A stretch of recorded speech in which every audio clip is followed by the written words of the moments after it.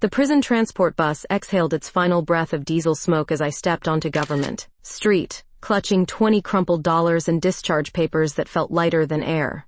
3 years of my life reduced to bureaucratic stamps and signatures. Mobile's autumn heat hit me like a slap, humid and unforgiving. I'd forgotten how the free world smelled. Car exhaust mixed with salt water from Mobile Bay, fried food from street vendors, and something else I couldn't name. Freedom, maybe. Or fear. My black hair stuck to my neck as I walked aimlessly through downtown, green eyes scanning faces that looked right through me. Ex-con. The invisible scarlet letter everyone could somehow sense. That's when I saw her. She crouched beside a crumbling brick wall, camera raised like a weapon against decay. Blonde hair caught the late afternoon sun, and even from 50 feet away, I could see the intense concentration in her blue eyes. She moved with purpose, capturing something the rest of us couldn't see. What's so damn interesting about broken bricks? She didn't flinch at my voice, didn't even lower the camera. Light. Light? The way it hits the mortar. 70 years of weather carved stories into these walls. Click. Most people walk past stories. I stepped closer, studying her profile. Sharp cheekbones, no makeup, calloused hands that suggested she did more than just point and shoot. You always talk to strangers about light and stories? You always interrupt artists at work? Depends on the artist. She finally lowered the camera, those blue eyes meeting mine with unexpected directness. Marie Gonzalez. Caitlin Rivera? Well, Caitlin Rivera. Unless you're planning to model against this wall, I've got work to finish. 20 minutes later, we stood at the entrance to the Wharf Amphitheater's traveling carnival. The Ferris wheels spun lazy circles against the orange sky, and the air tasted like cotton candy and possibility. This wasn't exactly what I had in mind for my first day of freedom, I admitted. Marie raised an eyebrow. Freedom from what? Think fast, Caitlin. Art school. Close enough to the truth. Been locked in studios for 3 years, studying classical techniques. Just graduated? Decided to travel and find some inspiration. And you found it in broken walls and carnival rides? I found it in the photographer capturing them. She studied my face like one of her subjects, searching for the right angle, the perfect light. Whatever she saw made her nod toward the roller coaster. You scared of heights? Not anymore. The safety bar clicked into place as our car climbed the first hill. Marie's shoulder pressed against mine, and I caught her scent, developer chemicals mixed with something softer. Vanilla, maybe. Why photography? I asked as mobiles spread out below us. Same reason people confess to strangers on buses. Sometimes you need distance to see clearly. The car crested the hill. For one perfect second, we hung suspended between earth and sky, between my past and whatever came next. Then gravity claimed us, and we plunged into the unknown together, her laughter, mixing with mine as mobile blurred into streaks of light and shadow. When we stumbled off the ride, dizzy and breathless, she turned to face me. You know what I see when I look at you? An ex-con trying to pretend she's an art student? She stepped closer. Someone running from something, but also towards something. Before I could overthink it, before the voice in my head could remind me of all the reasons this was dangerous, I kissed her. Soft lips tasting like funnel cake and secrets, her camera strap caught between us like a lifeline. She didn't pull away. The kiss lasted 3 heartbeats before Marie stepped back, her blue eyes wide with something between surprise and recognition. The carnival lights painted her face in shifting colors, red, gold, electric blue. I don't usually, she started. Neither do I. But that was a lie. In prison, I'd learned to take whatever moments of connection I could find. This felt different, though. This felt like stepping off a cliff, without checking for water below. There's something else I want to photograph, Marie said, nodding toward the towering roller coaster that twisted against the darkening sky, the engineering, the physics of fear. Or we could just ride it. She hesitated, camera strap sliding down her shoulder. I don't do rides. I document them. When's the last time you did something without a camera between you and the world? The question hit something tender in her expression. She glanced at the coaster, then at me, then at the camera in her. Hands like it was a security blanket she wasn't ready to abandon. Come on, I said, gently taking the camera from her fingers. Trust me with this for 10 minutes. Her hands trembled slightly as I hung the camera strap over my shoulder. If you break it, I won't. The line moved slowly, giving us time to study each other without the pretense of art or documentation. She had small scars on her knuckles, probably from darkroom chemicals. I had larger ones, from fights I didn't want to explain. So what kind of art do you make? She asked as we shuffled forward. I used to paint, specialized in, I caught myself before saying, forgery. Renaissance techniques, oil on canvas, lots of gold leaf, classical stuff. Past tense? Got disillusioned with the commercial art world. Another careful half-truth. Too much about money, not enough about meaning. The ride operator, a tattooed guy with tired eyes, waved us into the front car. Marie gripped the safety bar with white knuckles. You sure about this? I asked.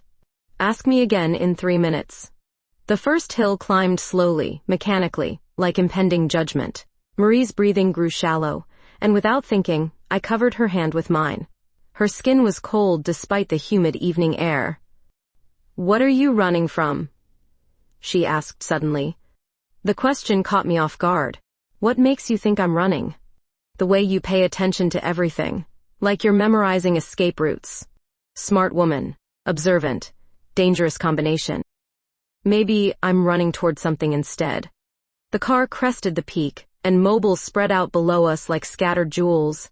The port, the river, the distant lights of homes where normal people lived normal lives. Like what? She pressed. The car dropped. Gravity claimed us both, pressing us back into our seats as we plummeted down the first descent. Marie's scream mixed with mine, fear transforming into something wilder, more primal. My hand found hers again as we whipped through a series of tight turns, the world spinning into a blur of lights and sensation. When we finally coasted into the station, both of us were laughing and breathless.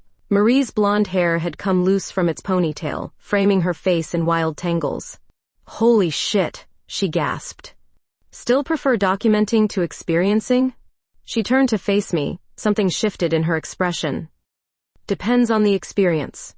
This time, she kissed me. Harder than before, with 3 minutes of adrenaline and trust behind it.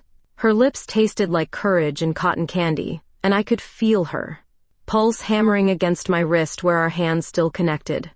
When we broke apart, she rested her forehead against mine. I have a studio, she said quietly. If you want to see real art instead of carnival rides. Is that an invitation or a proposition? It's whatever you want it to be. I handed her camera back, watching as she automatically checked the settings even though it hadn't moved from my shoulder. Some habits ran deeper than trust. Show me, I said. As we walked toward the parking lot, her hand brushed mine in the space between us, not quite holding hands, but not quite separate either. Like two people learning a new language together, one careful word at a time. The autumn air carried the scent of Mobile Bay, and the sound of carnival music fading behind us. Whatever came next, whatever truths would eventually surface between us, this moment felt clean, pure. I was still a liar. She was still a stranger. But for now that felt like enough. Marie's studio occupied the top floor of a converted cotton warehouse near the Mobile River. The freight elevator groaned protest as we ascended, metal cables singing overhead. Her keys jingled against the door. 3 locks, I noted automatically. Old habits. Security conscious, I observed. Expensive equipment, she replied. But something in her voice suggested deeper reasons. The space took my breath away. Exposed brick walls lined with black and white photographs, haunting images of urban decay, abandoned buildings, forgotten corners of Mobile that most people drove past without seeing. A darkroom occupied one corner, red light bleeding under the door like a warning. This is incredible work, I whispered, moving closer to study a photograph of the old GM&O railroad building. She'd captured it during golden hour, shadows carving stories into weathered limestone. Most people don't get it. They want pretty pictures of sunsets and flowers. Most people don't understand that beauty lives in broken things. She watched me examine her photographs with an intensity that made my skin prickle. You sound like you speak from experience. Don't we all have broken pieces?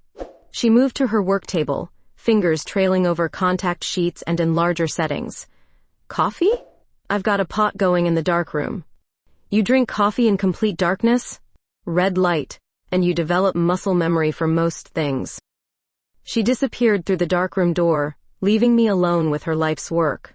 The photographs told stories of isolation, of forgotten places reclaimed by time and weather. But underneath the decay, she'd found something else. Resilience, maybe. Hope hiding in shadows. A series near the window caught my attention. Street scenes, but different from the architectural work. These showed people in unguarded moments. A homeless man feeding pigeons, children playing in, a condemned lot, an elderly woman waiting at a bus stop that hadn't seen service in years. You photograph people too. Sometimes. She emerged with 2 steaming mugs, the scent of coffee mixing with chemical developer, when they don't know I'm watching. Sounds voyeuristic. Sounds honest. People perform when they know they're being seen. I accepted the coffee, our fingers brushing in the exchange. Is that what I'm doing? Performing? Are you? The question hung between us like smoke. I sipped the coffee. Strong, bitter, real. We're all performing something. The question is whether we're performing for others or ourselves. Philosophy from an art student. Prison teaches you to think. The word slipped out before I could stop it. Marie went very still. Prison? Damn. Metaphorically, art school felt like prison sometimes. All those rules about technique, about what constitutes legitimate artistic expression. She studied my face with the same intensity she'd used on her photographs. You have interesting metaphors. Artists often do. She nodded slowly, but something had shifted. A photographer's eye for detail, for things that didn't quite fit the frame. Want to see how these get made? She asked, gesturing toward the darkroom. In the red light? In the red light. The darkroom was smaller than it appeared from outside, lined with chemical baths and enlargers. Marie moved through the space with practiced efficiency, preparing to print one of her street photographs. The magic happens here, she said, sliding paper into the developer tray. This is where you discover what you actually captured versus what you thought you captured. I stepped closer, watching the image slowly emerge in the chemical bath. A woman's face, caught in profile, expression unguarded and raw. Beautiful in its vulnerability. She doesn't know you took this? She was waiting for someone who never came. Sometimes the most honest moments happen in disappointment. The red light painted everything in blood and shadows. Marie's face looked different here, softer, more mysterious. When she leaned over the developer tray, checking the image's progress, her shoulder brushed mine. It's intimate, I said quietly. Watching something come to life in the darkness.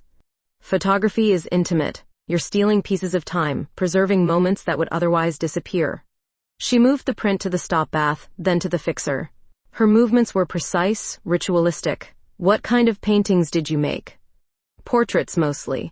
I was good at capturing... I paused, choosing words carefully. Capturing the essence of classical masters' techniques. Reproductions? Interpretations. Another careful half-truth. The red light made lying easier somehow, shadows hiding the guilt in my expression. I'd like to see your work sometime, she said, hanging the finished print on the line to dry. Maybe. When I start painting again. She turned to face me in the crimson darkness, moving closer until I could feel the heat radiating from her skin. What are you really running from, Caitlin? The question should have terrified me. Instead, standing in her darkroom surrounded by images of broken beauty, it felt like an invitation to stop running altogether. The same thing everyone runs from, I whispered. The truth about who we really are. She kissed me then, soft lips tasting like coffee and chemicals and something deeper. Her hands found my face in the red darkness, thumbs tracing my cheekbones like she was memorizing the geography of my secrets. When we broke apart, she rested her forehead against mine. Truth is overrated anyway. 3 days passed in Marie's studio like a fever dream. We barely left the warehouse, living on coffee and takeout Chinese food, talking until dawn about art and philosophy and the 1,000 small lies we tell ourselves to survive. I helped her develop prints, learning the rhythm of her darkroom rituals, the way she held her breath when an image first appeared in the developer.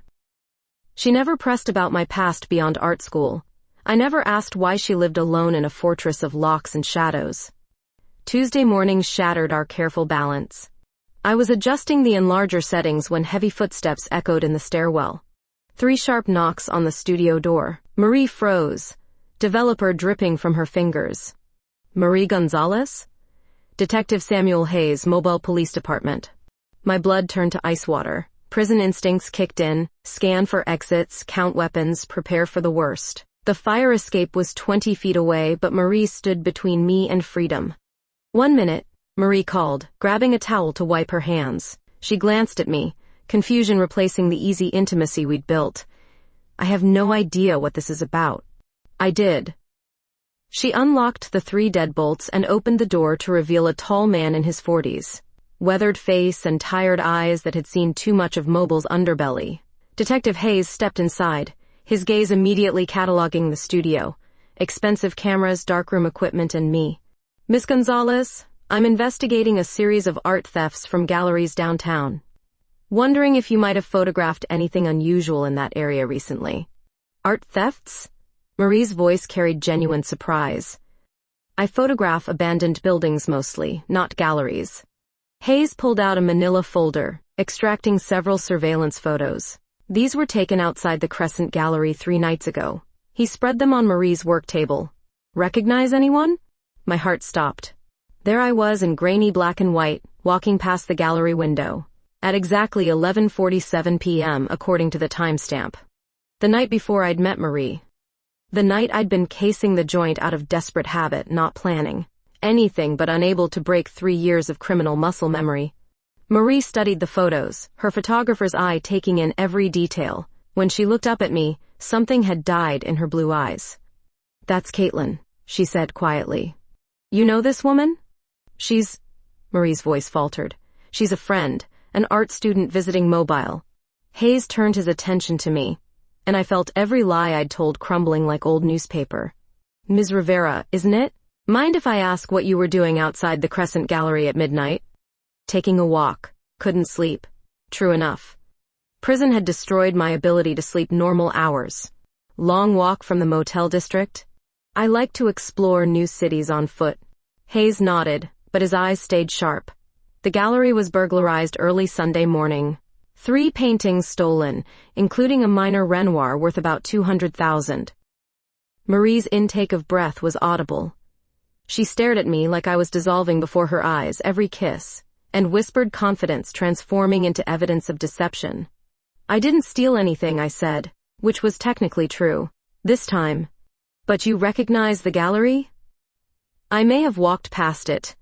There are a lot of galleries downtown. Hayes closed the folder. Ms. Rivera, I'm going to need you to come down to the station for further questioning, just routine. Am I under arrest? Should you be? The question hung in the air like smoke from a gun barrel. Marie stepped closer to the detective, photographer's instincts engaging. What aren't you telling us? She asked Hayes. Ma'am? You're not asking routine questions about someone photographed on a public street. You already know who she is. Hayes smiled grimly. Ms. Rivera was released from Tutwiler Prison 8 days ago, served 3 years for art forgery and theft. The words hit Marie like a physical blow. She stumbled backward, knocking over a chemical tray, developer spreading across the darkroom floor like spilled blood. Caitlin? I wanted to disappear into the floorboards. Marie, I can explain. 3 years? Her voice broke on the words. You lied to me about everything? Not everything. The art student story, the classical techniques, all lies? Hayes watched our exchange with professional interest. Miss Gonzalez, has she shown unusual interest in your photography of gallery districts? Asked questions about security systems? No, Marie said firmly, surprising me. She's been here with me for 3 days. We haven't left the studio. Can you verify that? Marie's eyes met mine across the chemical-stained floor. For one impossible moment, I thought she might choose me over the law, love over logic. Yes, she whispered. I can verify it. Hayes handed her a business card. If you remember anything else, call me. Ms. Rivera, you're still wanted for questioning. I understand. After he left, silence stretched between us like a chasm. Marie sat heavily on her work stool, staring at the surveillance photos scattered across her table. An art forger, she said finally. Reformed art forger. Is that why you understood my photographs? Because you spent 3 years studying how to deceive people about art? The accusation cut deeper than any prison sentence. I understood your photographs because they're brilliant. Because you capture truth in broken things. Truth. She laughed bitterly. That's rich coming from someone who's lied about everything since the moment we met. I never lied about how I feel about you. She looked up then, tears tracking down her cheeks in the red darkroom light still bleeding under the door. How would I know? How would I know anything you've told me is real? I had no answer for that. In her world of shadows and light, of captured moments and preserved truth, I was just another forgery. Beautiful maybe, convincing certainly, but ultimately false. Consciousness returned slowly, like swimming through black tar. Pain pulsed behind my eyes, and the taste of blood coated my tongue. When I tried to sit up, the world tilted sideways and nausea crashed over me in waves. I was lying in Marie's bed. Afternoon sunlight streamed through the warehouse windows, painting everything in harsh gold. But something was wrong. Fragments of memory swam just out of reach. Important pieces missing from the puzzle of how I'd gotten here. Easy. Marie's voice came from somewhere to my left. You have a concussion. Doctor said to expect confusion and memory gaps. I turned my head carefully, finding her sitting in a chair beside the bed. Her blonde hair was pulled back severely, and dark circles shadowed her blue eyes. She looked like she hadn't slept in days. What happened? My voice sounded like sandpaper. You don't remember? I searched my mind, grasping for recent memories. The last clear image was Detective Hayes leaving the studio, Marie's tear-streaked face as she learned about my criminal past. Everything after that was blank. The detective, I said slowly. You found out about prison. That was 4 days ago. 4 days? The gap yawned before me like a canyon. I don't remember anything after Hayes left. Marie reached over to the nightstand and picked up something small, a Polaroid photograph. She held it out to me with trembling fingers. The image hit me like a physical blow. Marie and me, kissing on her darkroom counter, her hands tangled in my hair, our faces flushed with passion and something deeper. We looked happy, connected, like two people who'd found something worth keeping. I took this yesterday, Marie said quietly. You said you wanted to remember what we looked like when we were honest with each other. The photograph in my hands felt impossibly heavy. Evidence of intimacy I couldn't recall, of words and touches that had vanished into neural fog. Tell me, I whispered. Marie pulled her knees to her chest, making herself smaller in the chair.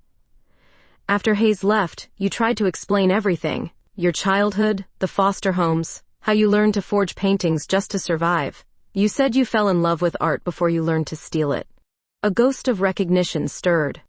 That sounded true, even if I couldn't access the memory. You cried, she continued. Said you'd never meant to lie to me about anything that mattered. That meeting me felt like the first honest thing you'd experienced in years. And you believed me? I wanted to. Her voice cracked slightly. You asked me to help you go straight, to start over in Mobile, said you'd testify against the forgery ring that trained you if it meant we could have a real chance together. The Polaroid trembled in my grip. What happened next? We made love. The words came out barely above a whisper. For the first time without lies between us, you fell asleep in my arms, and I photographed you because you looked so peaceful. I closed my eyes, trying to summon any trace of that night. Nothing. Just blank space where intimacy should have lived. Someone attacked you 3 blocks from here, Marie said. Found you unconscious in an alley behind the fish market. No wallet, no ID. If I hadn't been worried when you didn't come back from getting coffee. Getting coffee? Thursday morning. You left around 7 a.m. Said you needed fresh air and caffeine. When you weren't back by noon, I went looking. Fear crept into my chest like ice water. Did you see who did it? No. But your phone was destroyed, completely. Like someone didn't want any electronic trail. I studied the Polaroid again, searching those happy faces for clues about the woman I'd apparently become. The detective said I was wanted for questioning about a gallery theft. Hayes came by yesterday while you were in the hospital. Said the real thieves were caught. 3 men with connections to a forgery operation out of New Orleans. Your name cleared completely. Relief flooded through me. So I'm free. From the law, yes. Marie's eyes met mine, filled with something like grief. But not from this. The doctor said the memory loss might be permanent. Everything from Monday through Wednesday might be gone forever. The photograph slipped from my fingers, floating to the floor like a fallen leaf. I'd lost 3 days of my life. The most important 3 days, apparently. 3 days when I'd chosen honesty over survival, when Marie had chosen love over safety. I'm sorry, I said, though the words felt inadequate. For what? Getting attacked? Having your memories stolen? For not remembering falling in love with you. Marie's face crumpled then, years of professional composure finally breaking. But I remember all of it. Every word, every touch, every promise we made to each other. And now you're looking at me like I'm a stranger, showing you pictures of someone else's life. I reached for her hand, surprised when she didn't pull away. Her fingers felt familiar, even if I couldn't remember learning their shape. Then help me remember, I said. Show me who I was with you. What if you can't? What if this version of you doesn't want the same things the other version wanted? What if she does? Marie looked at the Polaroid on the floor, at the evidence of passion I couldn't recall. The woman in that photograph trusted me completely. Can this woman do the same? I squeezed her hand, feeling something deeper than memory stirring in my chest. I don't know, but I'd like to find out. Outside the warehouse windows, Mobile carried on its rhythm of river and commerce, unaware that two women sat holding hands over the fragments of a love story one of them could no longer remember. But the camera doesn't lie, and the evidence was there in silver halide and chemistry. We'd been happy once. Maybe we could learn to be happy again. The next morning, Marie approached my memory loss like a photography project. Methodical, patient, building the image one careful exposure at a time. We'll start with the basics, she said, spreading contact sheets across her work table. This is your life through my lens. The first photograph showed me examining her Urban Decay series, my face lit with genuine appreciation. I looked younger somehow, as if meeting Marie had stripped away years of defensive armor. You said my work reminded you of prison walls, Marie explained, but you called them beautiful because they'd survived everything thrown at them. I studied my expression in the photograph. That sounds like something I'd say. You have this way of finding hope in broken things. Said it came from being broken yourself. We moved through the images chronologically. Me laughing on the roller coaster, coffee cups balanced precariously while we talked until dawn, working together in the darkroom's red glow. Each photograph was a breadcrumb leading back to the woman I'd been. Here. Marie's finger traced the edge of another image. This was Tuesday night, after you told me about your first art teacher in foster care. Mrs. Chen, she taught you that art wasn't about stealing beauty. It was about creating it. The photograph showed me painting with watercolors Marie had found in her supply closet, my concentration absolute as I worked on something off camera. What was I painting? Marie hesitated, then pulled out a small canvas from beneath the contact sheets. A portrait of her, but not photorealistic, more impressionistic, capturing the way light moved across her face. The technique was confident, skilled. The love behind it was unmistakable. You gave this to me Wednesday morning, she said quietly, before you left for coffee. I touched the canvas, feeling muscle memory stir. My hands knew this brush pressure, this color mixing. I do remember how to paint. Motor skills versus episodic memory. The doctor explained it. You can remember how to do things without remembering when you learned them. Progress. Small, but real. Tell me about Wednesday, I said. Marie pulled out the Polaroid from the previous day, the one of us kissing. We decided to recreate our first date. Thought it might help with your adjustment to all of this. The carnival's still in town? For 2 more days. An hour later, we stood at the entrance to the Wharf Amphitheater Carnival. The afternoon sun painted everything in nostalgic gold, and the scent of funnel cakes stirred something deep in my chest. Not quite memory, but recognition. This feels familiar, I admitted as we walked past game booths and food stands. Good familiar or prison yard familiar? I laughed despite myself. Good familiar, like coming home to a place I've never lived. Marie bought us tickets for the Ferris wheel, and we climbed into one of the gently swaying cars. As Mobile spread out below us, she pointed toward the cotton warehouse district. My studio's right there. You said the view reminded you of freedom, seeing the whole city laid out like possibilities. What possibilities did I see? A life with me. A chance to use your skills legally, maybe teach art to kids who need hope. The Ferris wheel carried us higher, and Marie moved closer on the bench seat. You kissed me right here, the first time. Show me how. She turned to face me, blue eyes searching my expression for signs of the woman she'd fallen in love with.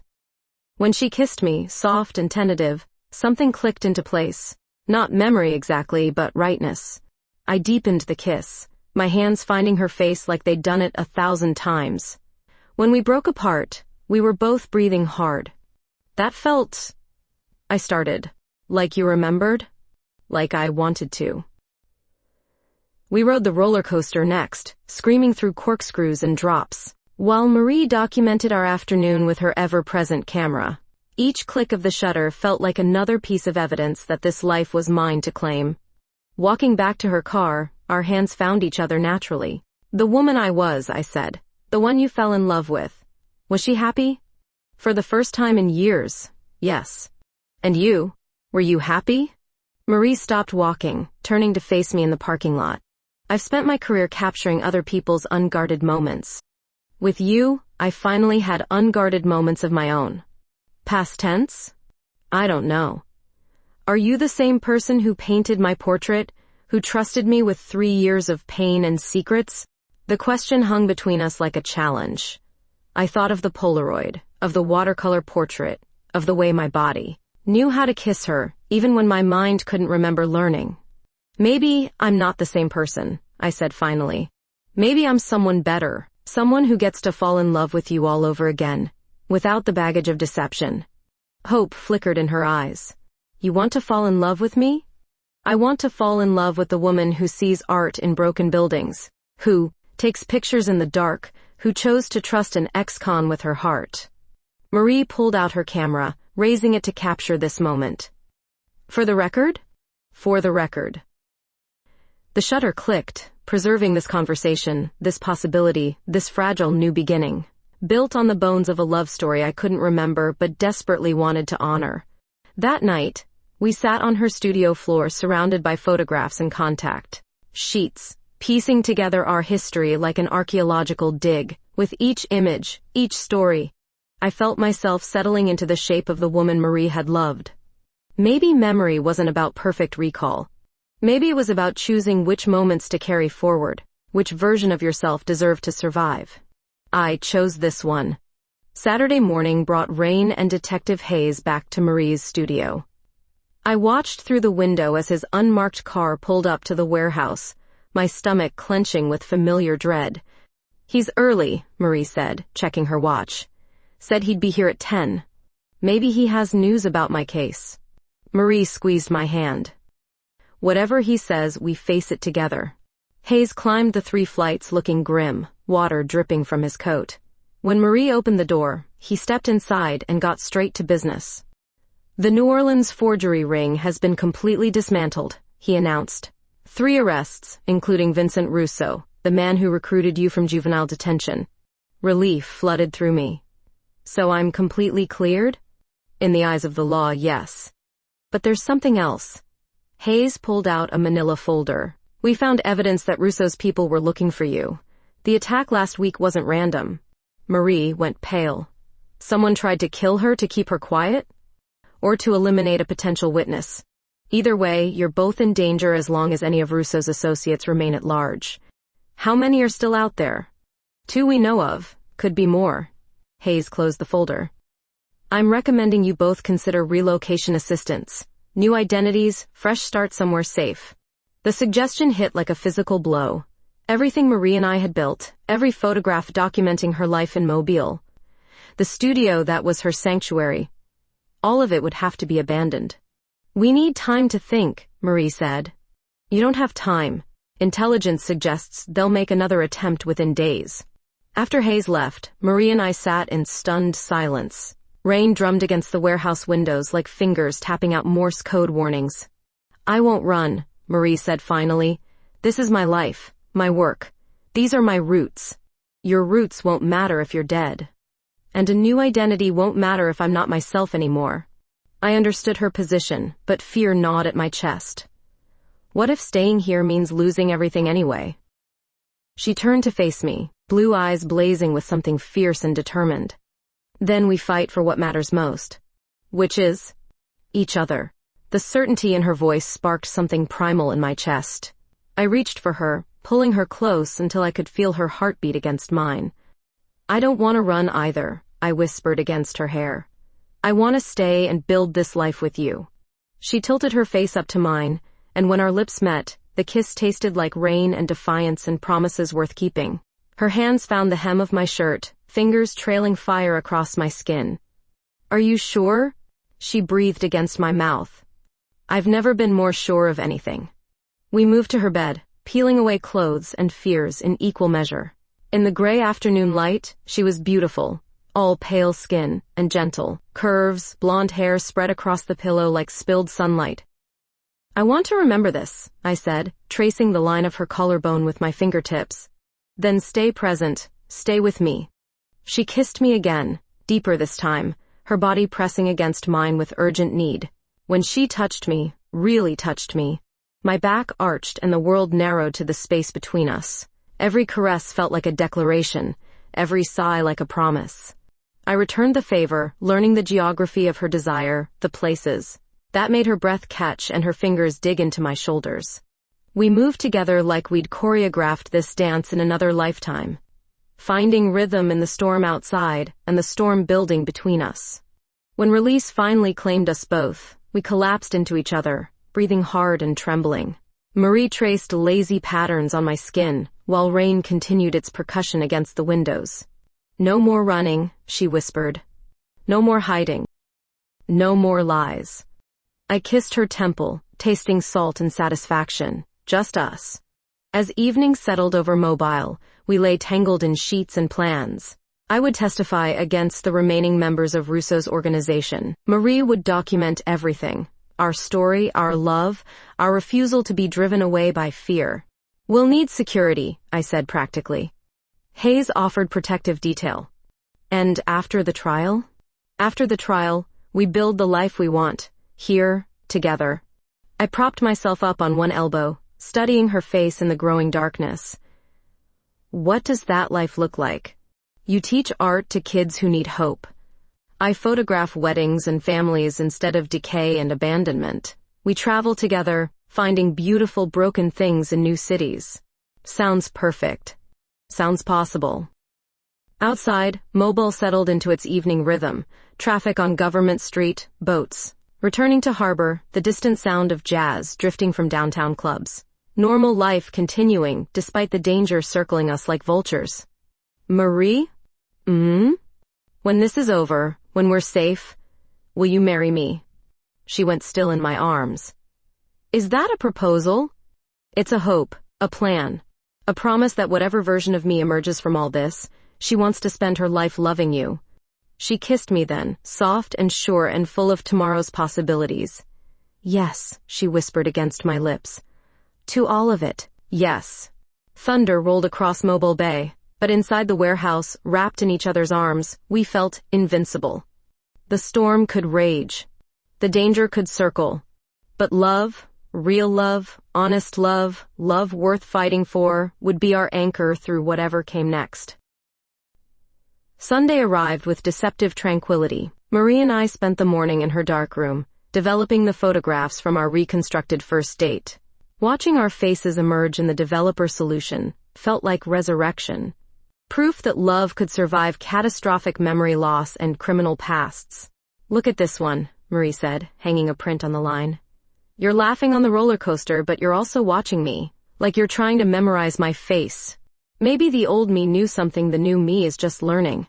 What's that? That you're worth remembering, even when memory fails.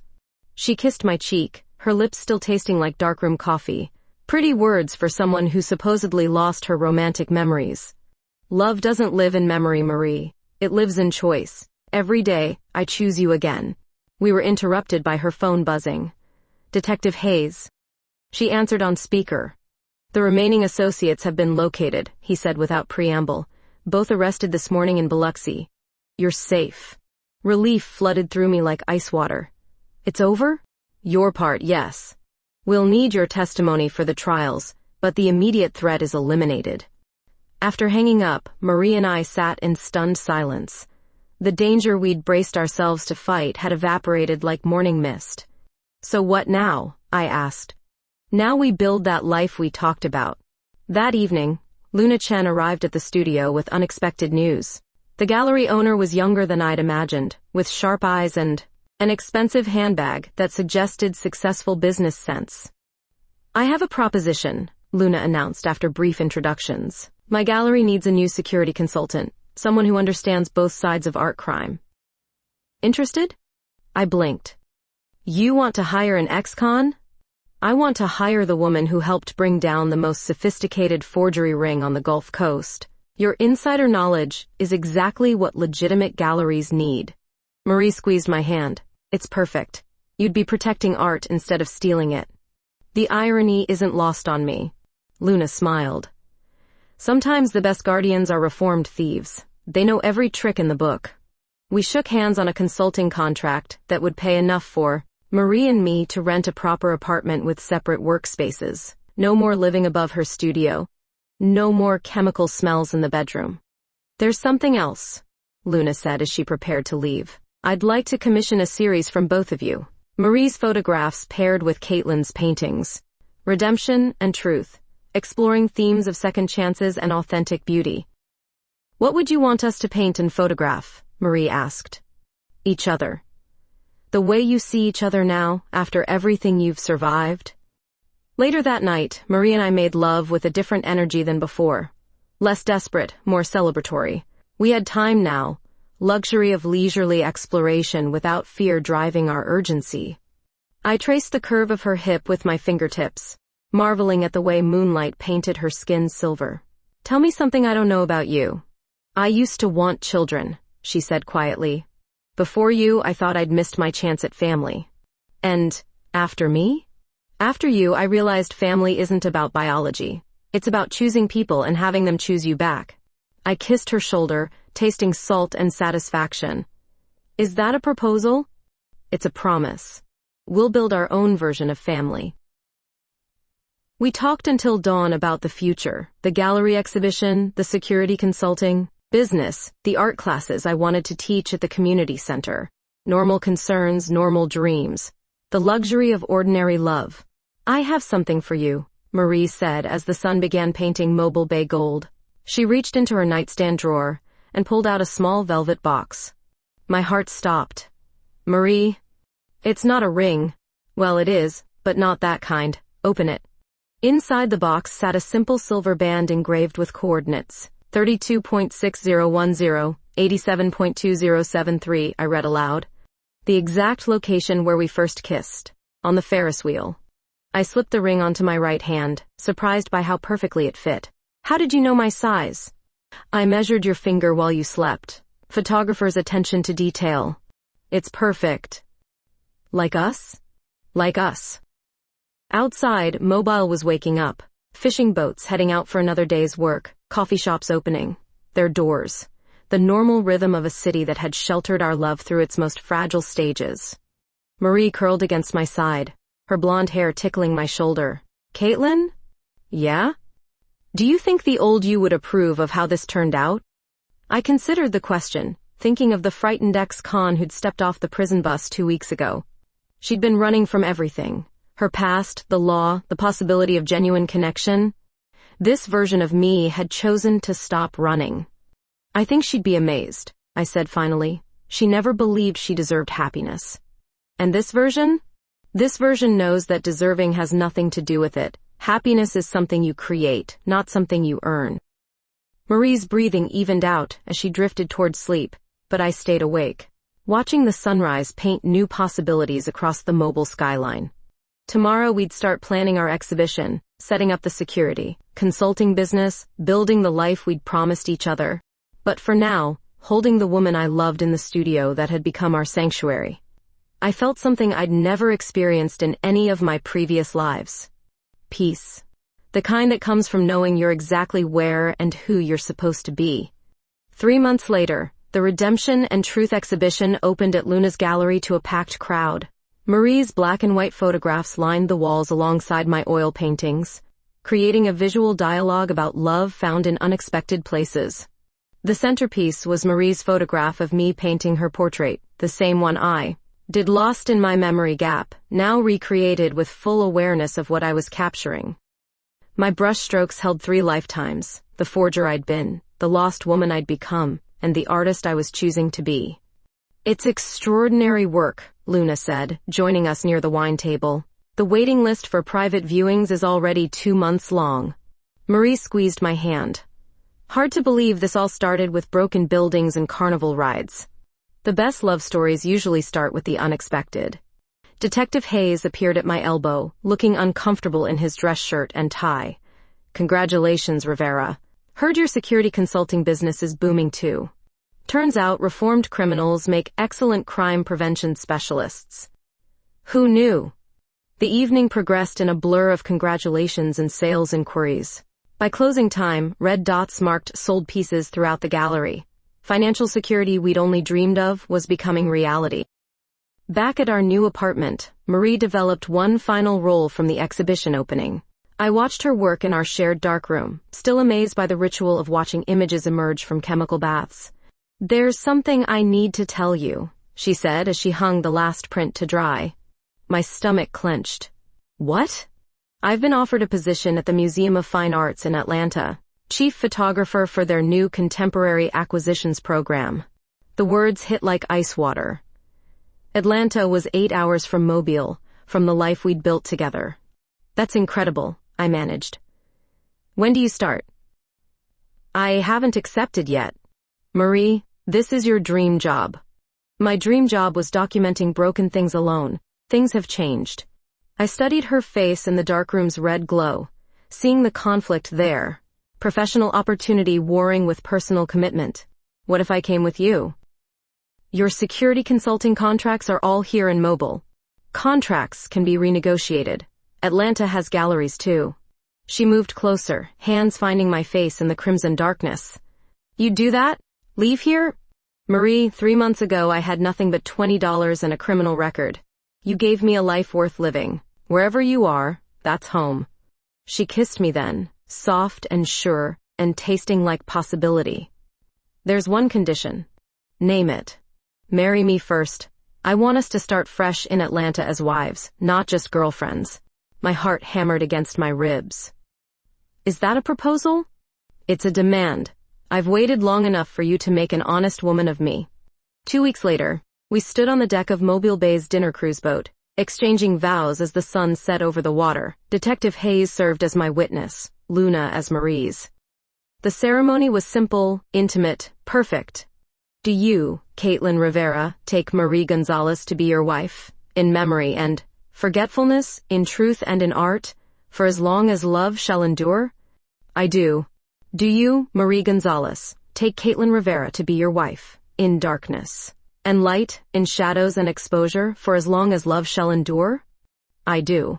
We exchanged rings as the boat carried us past the warehouses where our love had been born, past the carnival grounds where we'd first kissed, past all the landmarks of our improbable romance. "You may kiss your wife." The kiss tasted like salt air and new beginnings, like every photograph Marie had ever taken, and every painting I'd ever created. When we broke apart, applause echoed across the water from passengers who'd become witnesses to our joy. That night in our hotel room, Mrs. and Mrs. Rivera Gonzalez made love as married women for the first time. Marie wore the silver coordinate ring I'd given her, and I wore the engagement ring. She'd surprised me with a simple band engraved with the words, "Choose me again." Every day, I whispered against her lips. Every day for the rest of our lives. 6 months later, our first Atlanta exhibition opened at the High Museum. The theme was New Perspectives. My paintings of Georgia landscapes paired with Marie's photographs of the city's hidden beauty. Standing in the gallery surrounded by our combined work, I thought of the woman who'd stepped off that prison bus in Mobile. She'd been so afraid of being known, of being seen clearly. "What are you thinking about?" Marie asked, joining me in front of our latest collaboration. The old me. Wondering if she could have imagined this. What do you think? I considered the question, studying our reflection in the gallery window. Two women who'd found each other in spite of impossible odds, who'd built love from memory loss and criminal records, and the courage to choose truth over safety. I think she would have been terrified of how happy we are. And this version of you? This version knows that happiness isn't something you steal or fake or lose to head trauma. It's something you create, one honest choice at a time. Marie slipped her arm around my waist as gallery patrons moved through our shared vision of beauty found in unexpected places. Mrs. Rivera-Gonzalez? Yes, Mrs. Rivera-Gonzalez? Choose me again tomorrow? Every tomorrow we get. Outside, Atlanta sparkled with promise and possibility. Inside the gallery, our love story lived on walls, preserved in silver halide, and oil paint for anyone brave enough to believe that redemption was possible. That love could survive anything. That's sometimes the best way to remember. The past was to create a future worth forgetting everything else for. The camera never lies. And neither, finally, did we.